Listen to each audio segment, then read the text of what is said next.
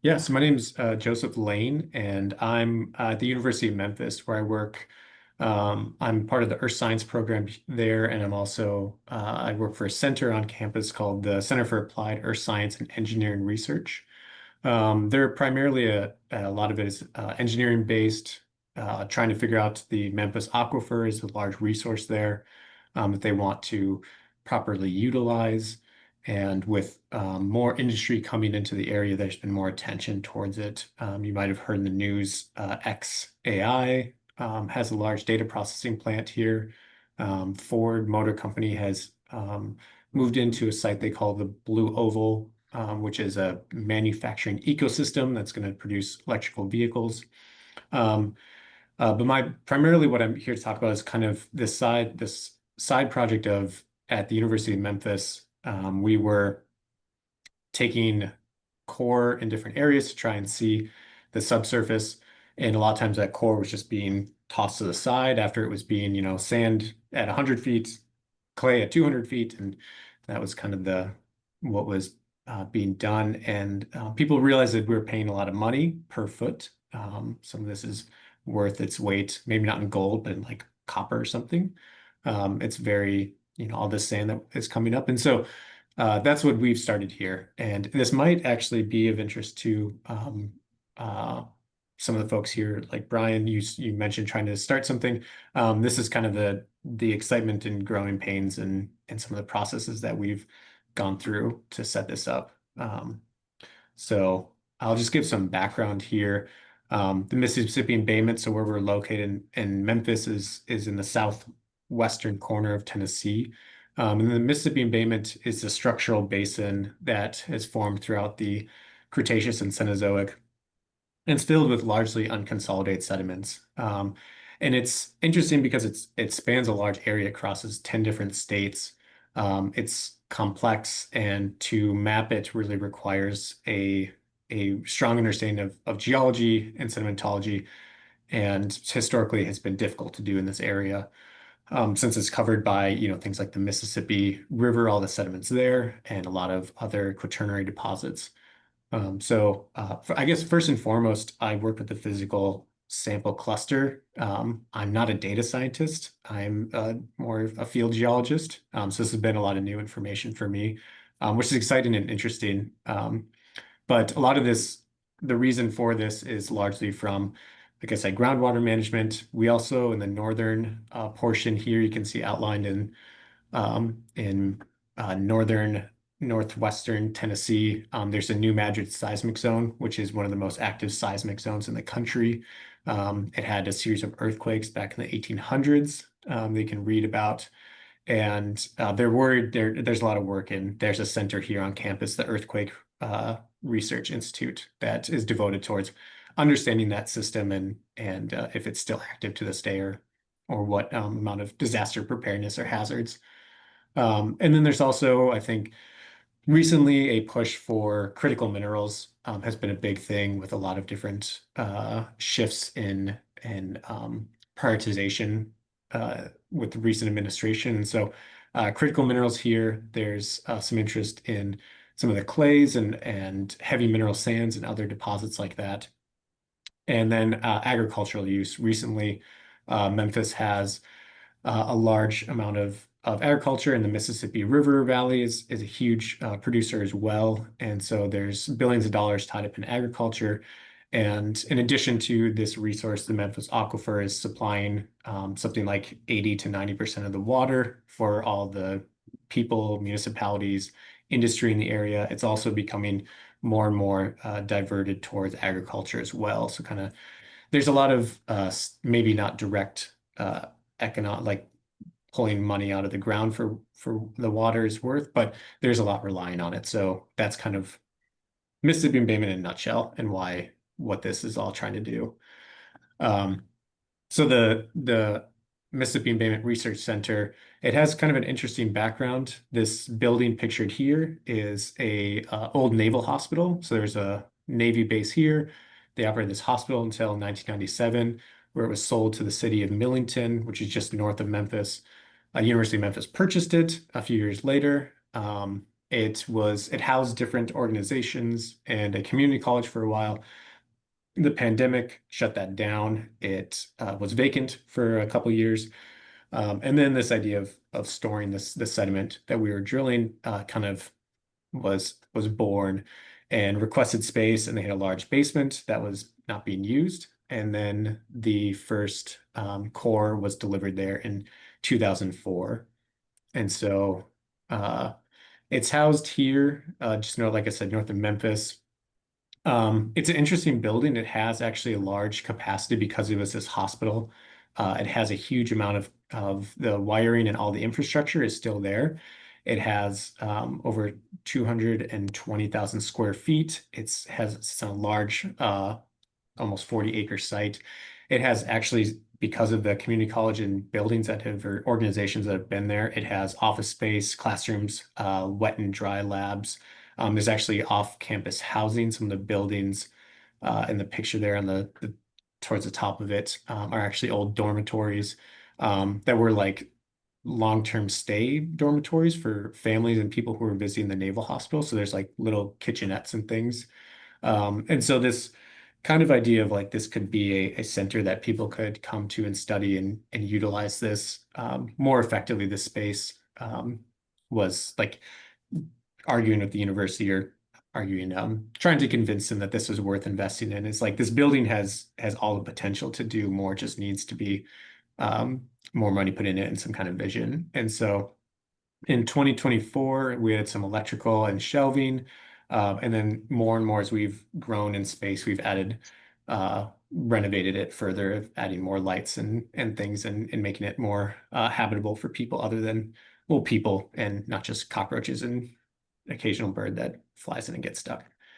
So we got a few different partners in 2003, Vecta Oil, which is based out in Colorado. We're trying to get basically had run out of use for a large core there. We accepted it. It has essentially it's a great resource in and of itself because it's been studied there. They had a lot of documentation with it. It provided a range of marine to fluvial sediments, similar to what we see in the embayment here. It's just a little bit older, the Cretaceous, versus our sediments here, the Eocene. So about a 60 million year difference, but they are still a great resource.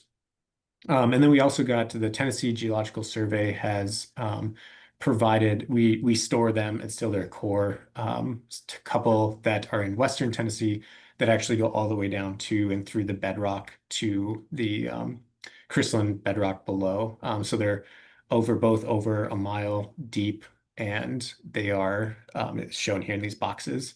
We also then, any drilling that they've done since then, so they are also trying to map Western Tennessee. And it's difficult to do it because of the nature of the geology here. It's covered usually by alluvial sediments or loess or things like that, younger sediments. And so to understand the more complex sediments below it, you have to essentially drill down and strategically choose that. So we then provide a service of sampling those as they drill it and then housing them in our facility. And overall, this represents almost 30,000 feet of subsurface geology altogether. And we do both lithified and unlithified. So we have all these boxes here. Those core boxes are all lithified. They're limestone and chunks about 6 diameter core. And then we also do the unconsolidated. So we have the capacity to do both of these, which I think a lot of core facilities or sample repositories don't have that focus. And if I'm going fast or anyone has questions, please let me know.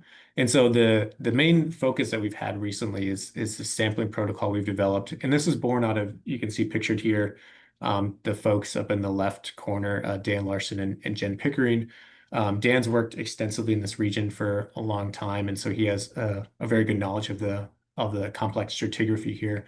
And Jen comes from an industry background where she's dealt with, and her background is in Bangladesh, in that region where they have also a large unconsolidated sediments and things. So we kind of this powerhouse combined experience to understand how to effectively store and deal with these sediments.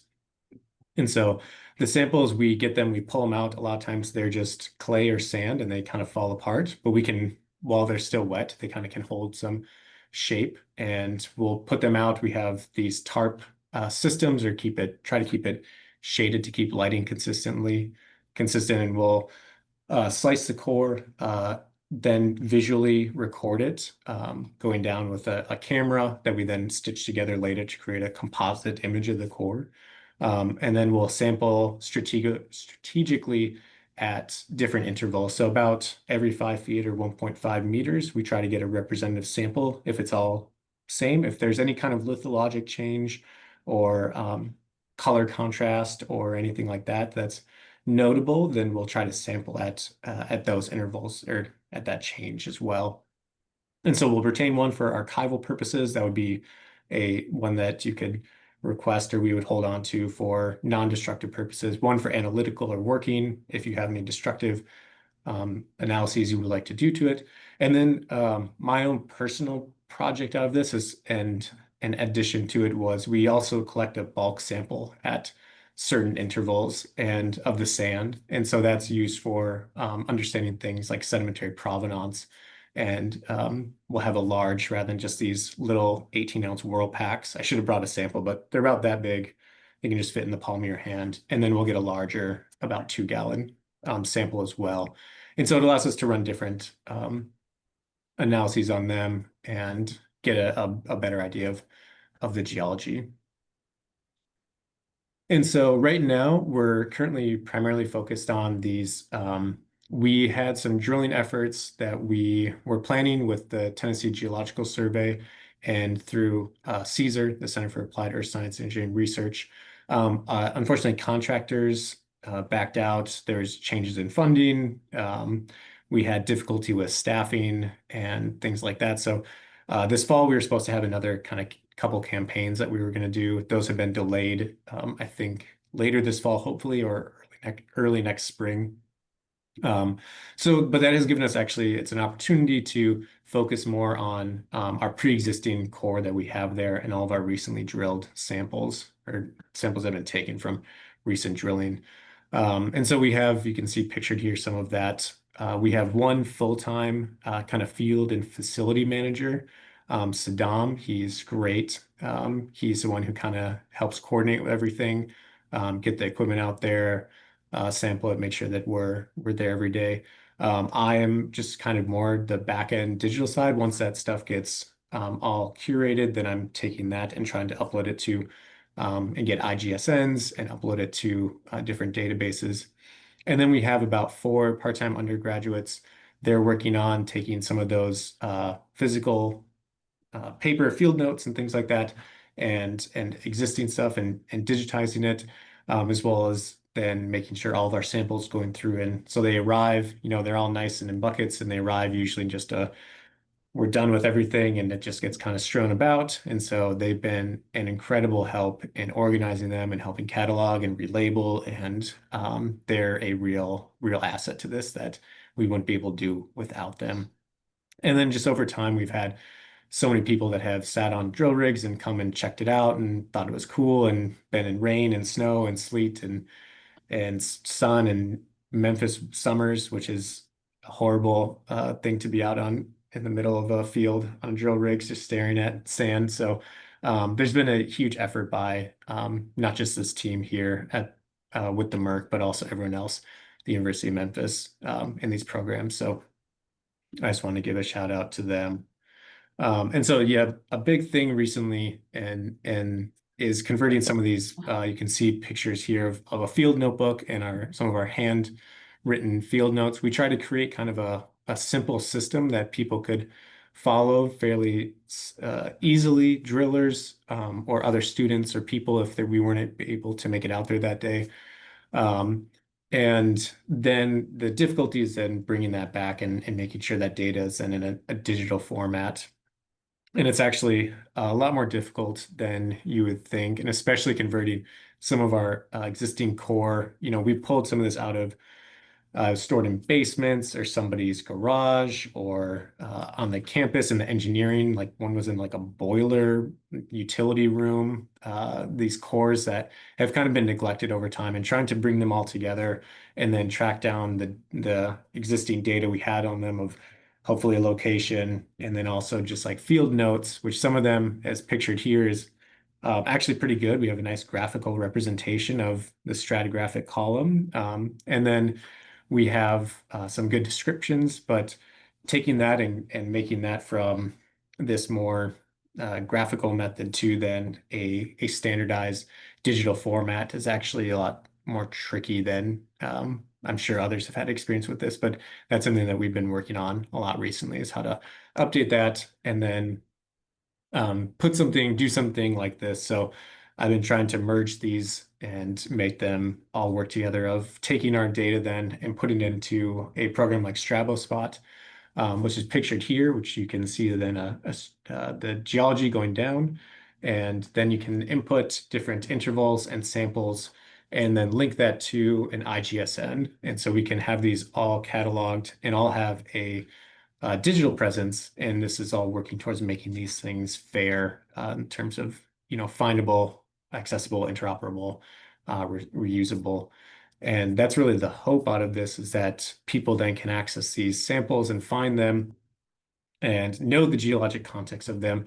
If people, there's groups in the area that are worried about, local industry contaminating things, and we hope to provide, something like this can inform them so that they're not assuage their worries that, this really isn't what's going on, or here's the geology, or local other academic institutions that can't afford to drill down through these units that we are and they're interested in. They can then request these, and we can work together to better understand the geology beneath our feet.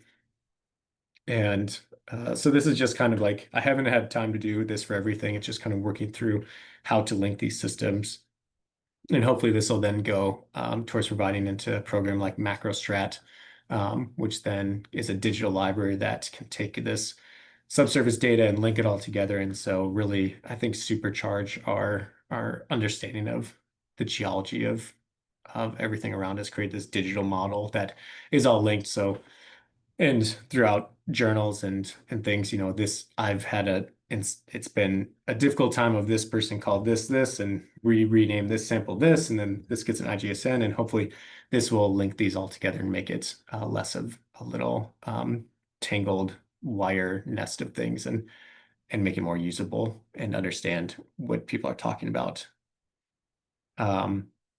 And so recent changes, we were seeking to add a geoprobe to this rotary sonic drill rig. So that's how we've been collecting these samples, through rotary sonic. It allows us to get a fairly continuous, on as good of sample as we can pull out of the ground that represents the geology. We can see, some of the primary features of, or isn't too disturbed since it's unconsolidated.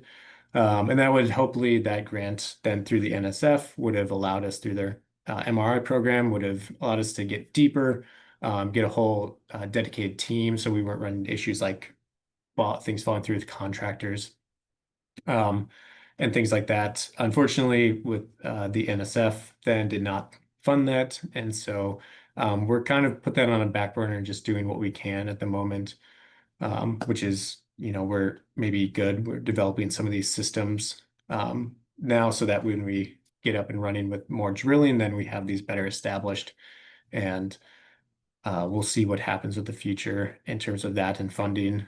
We've also developed a website and policies, so people can know more about what we're working on or request samples, and linking these to things like Cesar and other online databases, so that more people can find us and connect their research through the Mississippi Embayment Research Center. So, and these are a lot of our funding sources. So we work with a lot of the Tennessee and the state here. We also work with the local utility company, MLGW, Oil, and Protector Aquifer, and some of the other universities here have provided some feedback and resources and things like that. So we partnered with.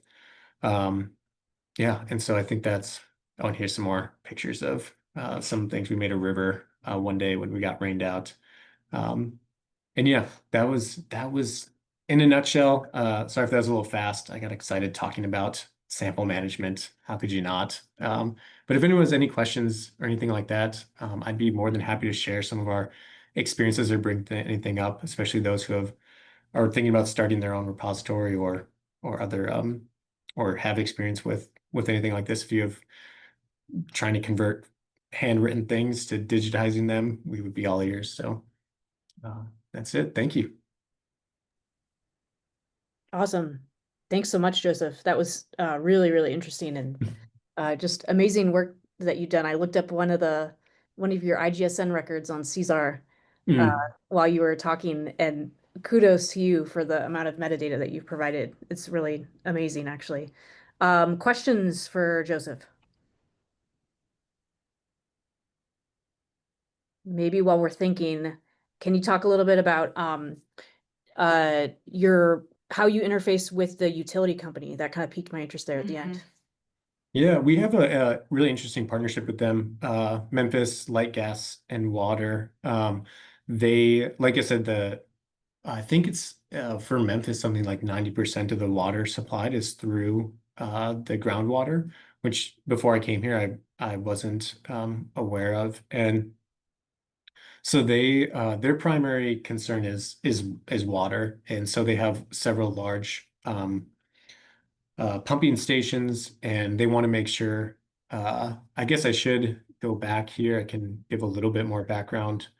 Um, I don't know if you can see my cursor, but there's the Cockfield Formation and Cook Mountain Formation. They previously thought those were um, a laterally continuous confining layer that protect the Memphis aquifer underneath it. And over time, they actually found that um, it's not as laterally continuous as they thought. So there might be these holes or regions where there's some with the surface or shallow aquifer that lies above the Cook Mountain Formation in the Memphis aquifer. There might be some regions where there's connectivity. And so that became worrisome because of any kind of contamination that could have gotten in historically if, smaller industries, or we have along the Mississippi River, there's a large industrial region that has like the TVA, the Tennessee Valley Authority, um, a lot of other, where XAIS was an old like metal smelting plant, I think. And so they were worried about anything like that. And so they wanted to better understand this region. So they've invested a lot of money at the University of Memphis and with Caesar, not Cesar, Caesar, and to fund projects to understand, when they're pumping these wells, where's the water coming from? Is it from these shallow aquifer systems? Is it from the Memphis? Is there some sort of connection between them? If that's defined by could that be structurally? Was there some sort of like the New Madrid seismic zone? We're not far from it. There's a lot of thoughts that there's a lot of faulting that's occurring that's displacing some of these, or past geologic systems. Could they have formed and sized and cut down through this confining layer, and then that stuff was deposited on top of it? So yeah, they've been a huge resource in kind of pushing some of this forward, and providing funding for that. I don't work too much with them. Sometimes they let us know when they're drilling a new production well or something like that, and we can go out there and sample and talk to them. But they don't. A lot of times they don't have the capacity to do that all the time. So they're first and foremost a utility company. So And sorry if I missed this. So they are not only doing new drilling, but they're reusing uh core in your collection. we've repurposed all this stuff that we've collected from different people doing projects throughout the year. So they're not using necessarily, but we Okay. are. We've added all that kind of pre-existing legacy material that people had drilled for a project and just kept it in a box in a basement somewhere or utility closet, or we've found them all over. So, but Yeah. yeah, that's all going into these projects that hopefully help inform and get so they can better manage the resource. Awesome. Other questions?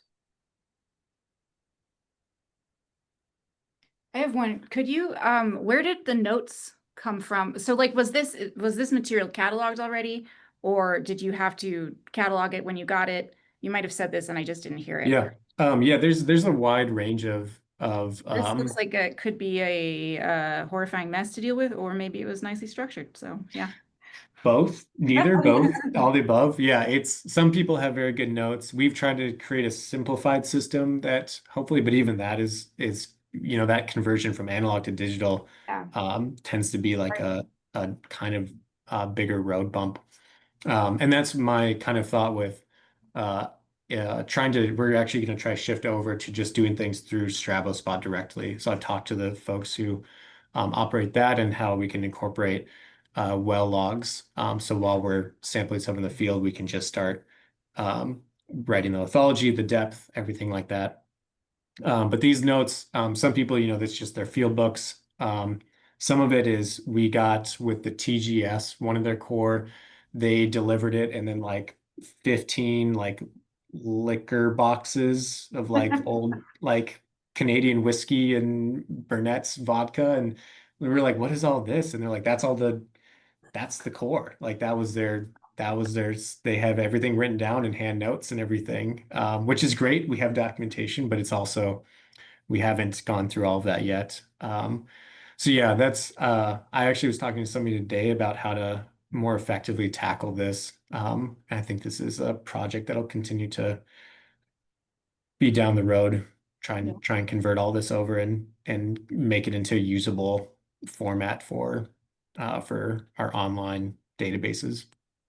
Cool. Yeah. Thank you. Terry, I think if you have a question. Hi, Joseph. This was very timely for us. I'm at DOE Oak Ridge National Lab here in Oh yeah. Tennessee. Yeah. And there's a Joshua on the line. I don't know if that's the Joshua that I work with, but I think he's been coming to these meetings and and we've been working with Joan Damerow from Yeah. ESS Dive, and that's where the projects that I work on eventually their data ends up there. So Joshua and an intern had worked very hard some pulling together an archive for us, but I won't get into that. But I'm very fascinated with that you have this website and that you have the missions and the code of conduct and moratorium and all and how you request samples. Was there where did you find guidance on that, or is it just something that you've sort of been operating as for years, but now it's just kind of coalesced on this website? Yeah, it's that was partially, I think I pushed to get some of that, a lot of that I developed, and it was just taking different existing core repositories and looking at how they operated and kind of taking the different pieces that seem to work for our system here. And a lot of that was just and there's even more that we've developed that haven't put on there. Stuff that's like creating cooperative contracts and things. Like the TGS is a great example where we technically house their core and they own it still. And so just getting those, I think that understanding on paper beforehand, we kind of have started to, this repository is kind of a collaboration between so many people. I wanted to make sure that we had very clear guidelines and expectations set out so later there wasn't a, we own this part or you or how is this managed? And so yeah, I think that was if you want any resources on that, like I could definitely talk to you more, but there's also great people who've been doing this for a long time. Oregon State University has a great one. The Polar Rock Repository at Ohio State, Alabama Survey, and a lot of different places the USGS operate. And so yeah, I could point you in those directions. I think policies are great because it helps hopefully prevent confusion and strong emotions later on. Thanks. Yeah, we've just started thinking about this. So Yeah. good to know there's things we can mimic, copy. Yeah. It's, I think a lot of, hopefully people are open to, I don't know. I think all of our stuff, I consider it open source. Hopefully everyone can access and use it if they find it useful. So make it fair. Brian, did you have something? Yeah, this probably is just the common sense stuff to you guys, but I was just curious about the sample management. Like if somebody says, hey, I was at the University of Oregon for a time before I came to Iowa, and there I was working with people in geosciences, and they were talking about, I was trying to get them to buy into IGSNs because they have everything locally. But I was saying, if you needed to get access to a core sample that somebody had taken, then they could get credit because you've got the IGSN and so on, and they could send you, this little section. And so I was just kind of wondering if that is pretty well established across organizations that do this kind of stuff now. And then I had another question for you too, but Yeah, I mean, I can, and maybe Natalie and Andrea, you might be able to speak to this even more with your experience with Cesar. If you have anything, we're just kind of in the beginning stages of figuring out how to section these things up and deliver them to people. We don't have too many people knocking on our door for core yet. So, Yeah. there's Brian, just to make sure, you mean are IGSNs fairly well adopted for some of these organizations now? no, it's more the process of like somebody says, well, let's say you've got I don't know, geology. You've got a huge core sample of rock, and somebody says, I'd like a slice out of the middle of that. And then they do their research and they want to give you credit for it, but also they're referencing that slice, which is part of a larger piece that maybe has an IGSN. I don't know if there's like a process by which another one is created for that piece, or it's more metadata about where it was from that piece. Yeah, it's a fantastic question and point to raise. It's not standardized yet. We have recommendations. We do have recommendations. I'm going to grab that paper. I'll put it in the chat. It actually came out of this cluster. We would recommend that repositories, where possible, mint the child IGSN for their loans. There's a whole host of reasons to do that. A, researchers oftentimes don't go do it themselves once they have that sample. B, that IGSN stays within the repository lineage. So when you start to talk about metrics and tracking, it's unambiguous and it's there already. You don't have to go across multiple DOI prefixes and etc. So those are maybe the two best reasons to do it. We know that the repository community, and there's people from the repository community here that maybe can speak to this better, but we know that the repository community could use some support in making that efficient to do. They are working often within their own commercial collections management software platforms, which don't integrate well or even support IGSNs yet. And Yeah. so that it's an extra step that repositories are having to do just to mint those, well, to mint IGSNs in general, but to mint those child IGSNs for loans as well. Yeah, and then there's it feels like a lifetime ago, but at Oregon, I worked with a number of people who were using Specify. I don't know if you've heard of that. Mhm. So then there was the added benefit that they had of, it's in this room, in this cabinet, in this drawer, in this box, and so on. So they had the sample management part of it there, and as well as if I make a loan, here's who I loaned it to within that system and so on. So that was pretty nice.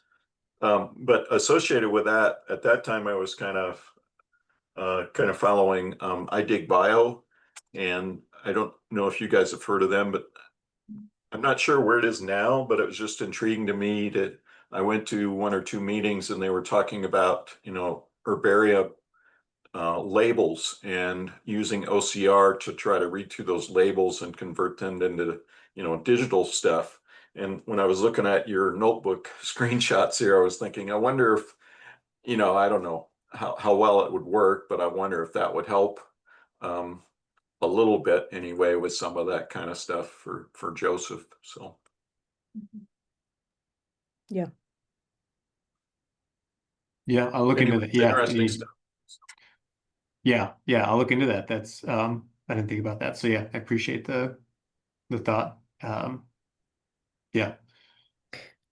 With my Caesar hat on, because I and Brian, I was having recall while we've been on the call. I remember that you and I had talked about IGSNs a little bit, and with my Caesar hat on, Caesar has been talking to specify, kind of just starting conversations about whether there's room for direct integration. We just completed one with Strabo, which actually, Joseph, that's maybe a question. It sounds like you've talked with Strabo, but maybe you haven't done the direct minting of IGSNs within Strabo yet. Is that right? Yeah, so I'm gonna follow up with you because there's mapping that happens between the Strabo side and Caesar, and not all the metadata gets passed. We need And some guinea pigs. your Yeah. metadata already that's coming in directly through Caesar is so beautiful and rich. And we need to document the difference for users so that people understand what they're getting into. But we're excited to have that integration as kind of like a first example of cross-system interoperability. And I think, yeah, thinking about how to do that for collections management software, friendly collections management Yeah, software, yeah. such as Specify, Yeah. that's not kind of like locked down like Emu, say, yeah, is something that we're thinking about. Well, and Brian, like one thing to your point about like, the iDig bio community, Natalie's out here in Tucson and we're working on a bunch of stuff this week, and something that's come up in yet another webinar that we were on last week with the Paleo Data Working Group people. So this is a bunch of people collection managers for vertebrate and invertebrate paleo collections. Yeah. We were talking about how, so like in the biodiversity collection universe, they have TADWIG and iDig Bio and Spinach a little bit more, all these acronyms of like these multiple large communities where they've done collections management software development and standards development. And we were realizing that as much as we do have this great ESIP community, there has not been the same level of effort towards geo collections. There's not a ton of the standards that are out there for geological metadata are not as community vetted and refined as the TADWIG standards are. And I don't know that there's community developed collections management software specifically for geo collections. So Specify is building this geo add-on, but like this for the paleo people, this has been, and I know that there's been, we do have standards. They're just not, we don't have the standards endorsement and ratification body in the same way that TADWIG exists. The ESIP has just never done that at the same level. So we were just, for the paleo people, this is really hard because only part of their collection is supported. And for us in geo, it means that everybody's kind of trying to reinvent the same wheel. So we're interested in, we do need to push on these collaborations with things like Specify so that we can push that forward. I know that also there is the TADWIG ESIP working group about like using bio standards in ESIP. I think we need the corollary of that, which, we'll kick that effort off with all of our copious spare time. So, yeah. Yeah, I remember when I was at Oregon, I knew somebody who was, doing paleo, and he was working with the Museum of Natural History there, and there was their system was different, and he liked Specify, but there were things that weren't like stratigraphy, because they weren't used to, it wasn't built for that. And maybe I don't know, it feels like a lifetime ago, but that was like more than 8 years ago. So I don't know where things are, but I thought Specify was pretty cool. And I went to a Spinach meeting, and that was really interesting, kind of, getting to know some of those folks. Unfortunately, I haven't really been too plugged into that since I came to Iowa, but it seems like there's just a lot of stuff where people are doing maybe things that could be leveraged for other communities. But I do remember it seemed like it was kind of a behavior change is always difficult, and it was a challenge to. My sense was it was a challenge to get people who are used to having all of their samples in their drawers in their offices, and trying to get them to get it out there and do the work to create the records in IGSN so people could find out about their stuff. And there's lots of, yeah, handwritten notebooks with all the samples described and all that kind of stuff. So I understand the challenge a little bit anyway. So And I think too, that behavior change side, that's some of what we capture in that cluster paper, both the social and the technical side of kind of the state of the landscape, sample data, sample metadata landscape, and then actionable things for each stakeholder has a part to play here in building up the system. And so data repositories have things to do, sample repositories have things to do, researchers have things to do, indexers have things to do. So we outline that, and that was just a huge multi-year effort by this cluster. So I think almost everybody on the call has had a part in that, and so continue to be grateful for this space as a space to continue to work on these things. And I think even Terry, I'm thinking as we're sitting here, like the challenges that you raised, like that might be an interesting cluster like discussion or panel sometime of like bring your policy success story and Yeah, it's a let's good all idea. look at and compare policies and what's working, what's not, how to help each other out on using things that exist and what's been working and what doesn't. Other questions for Joseph, or we've got about 9 minutes left in the hour. Other general topics, things to raise for discussion broadly. Yeah, I got one. So Joseph, your samples look like they take up a lot of space, a huge amount of space. We have a, 500, 800 square foot archive room for storage, which is a much smaller scale. So this may not be your problem, but we essentially here at the DOE, at the National Labs run through periodic projects that we're going to hold on to samples for some time, but then we are done with. But that doesn't mean we necessarily want to throw them away because they may be of value to the community, hopefully are of value to the community. Do you have any sort of sample end of life plans? Are you ever going to run out of room? Is there any or do you have so much room it's ridiculous? And if so, how do you all figure out how to discuss that, or what sort of a protocol there is for that? Yeah, that's something that we haven't broached yet because we have this huge building that's been sitting vacant. We have access to, but it's definitely something that I've thought about. Or could we, for a time being, at least be a sort of like long-term archival?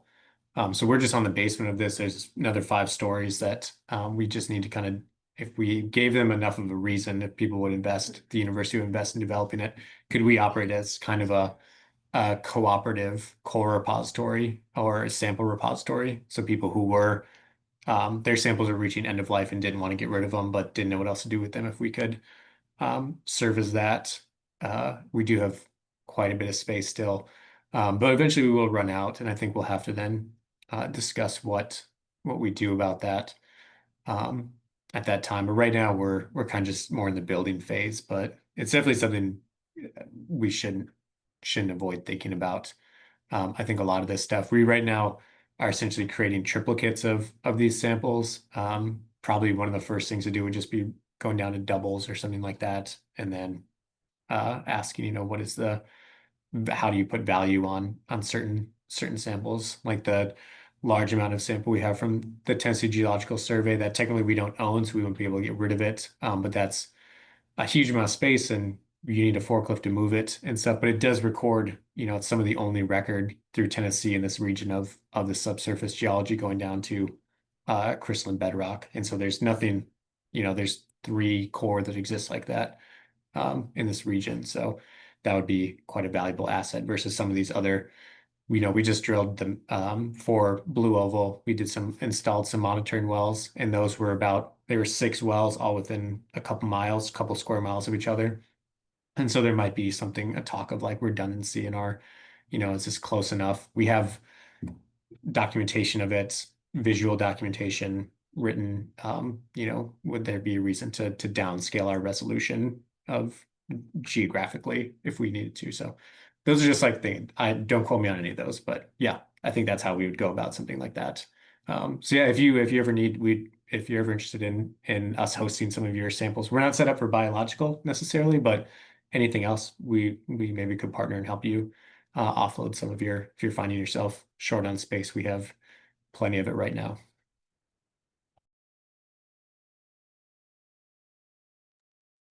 Thank you. I'm just going to highlight that Alicia put in the chat a reminder that session proposals for the January ESIP meeting are due November 13th, and there's a link there. We'll put that in the notes as well. Thanks, Alicia. Anything else on that? That's it right now for the most part. The Collaboration of the Year award nominations are still open. So if there might be any interest, clusters can self-nominate. But I'll share a link for that as well, just in case there's any interest. Awesome, thank you. And Brian put the iDigBio OCR technology in the chat with a caveat that unsure about how up to date the page is. I'm going to put that in the notes as well. Other points of discussion for people? I did want to say just a brief to Natalie and Andrea and everyone at Cesar and everyone at the physical sample cluster.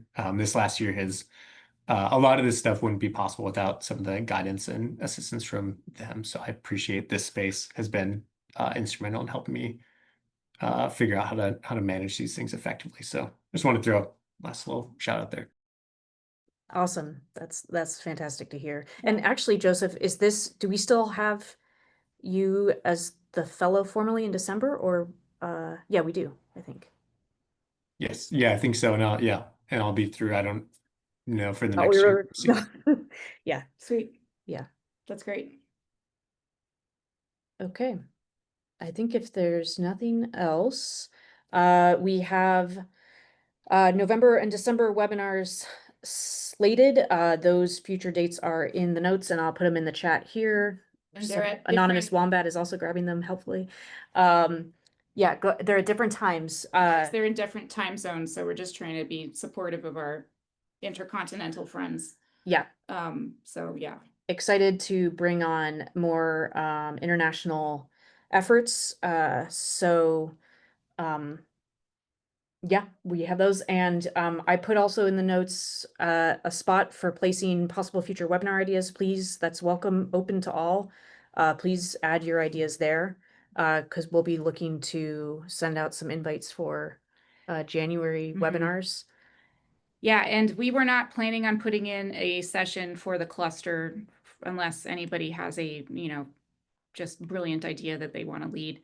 But at some point, we probably will do a meeting where we kind of, I don't know, a brainstorming meeting or half an hour in a meeting to brainstorm about future cluster activities and things like that. Yeah, so I don't know. Tell us if you have things that you want us to do. Yeah. So and use our Slack channel. I know we don't as a cluster, we don't use it so much, but I mean, I think, if there's questions of like, hey, yeah, where are the good policies? Do you have do you know of a survey that has policies on X or Y? Like, let's use that space, use that resource for asynchronous conversation between our monthly meetings. I'll add to y'all, I mean, you don't have to do this, but you can also use the meeting as a space to have those conversations about accomplishments and next steps and that kind of thing as well. So depending on what space you want to use, you can do 60-minute sessions if you'd want to do something like that. thanks. Yeah. Okay. All right. Thanks all, and see you in November at a different time. Mark your calendar, register early. All right, bye. And thanks, Joseph, for your presenting. Yeah, thank you. Bye, everybody.